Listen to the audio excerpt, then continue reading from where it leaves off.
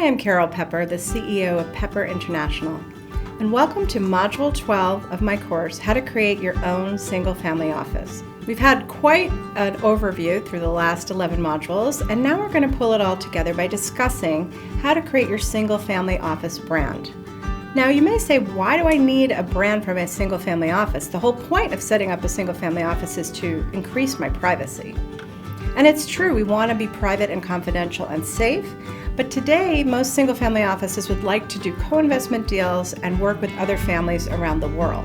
So we want to develop a narrative and a story that you can share with other families in a safe and confidential way. And that's part of building your own single-family brand. We're going to discuss today how to develop an effective brand for the family, how to integrate the family and corporate brands. They may be somewhat the same and somewhat different. And then how to use that family office brand to go out and find co-investment partners to make more money for the family. This is an area that's near and dear to my heart as well. In the last 3 or 4 years, many of my families have been doing extensive work to figure out who they are to the public, how people think about them, and then how they want to adjust that impression that they have out in the world. So often we start with doing research on the family and on the family's companies. Hire a professional research company that would work typically with corporate clients and have them go out and survey the market. What is known about your family? What do people think of you? What do they think of the companies that you own? What is your current reputation? This is standard corporate branding research, and you just simply apply that to the family office and to the family as well as to the companies that you own.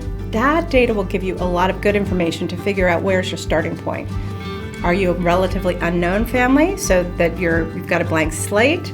Are you a family that has a great reputation that you simply want to amp up and make sure that the right things are being emphasized? Or frankly, do you have a not so great reputation due to scandals or some problems with the businesses that you own, and we need to rebuild and recreate your reputation in a positive manner to make your family proud and to improve your business success and your chance of attracting co-investment partners going forward. Oftentimes, single-family offices and families are so reluctant to speak to the press that there is negative press out there about something that has happened in the past and no positive press. So when you Google the family or you Google the patriarch or you Google the company name, all that comes up is bad news. There may be lots of good news, but it's simply not being broadcast to the world.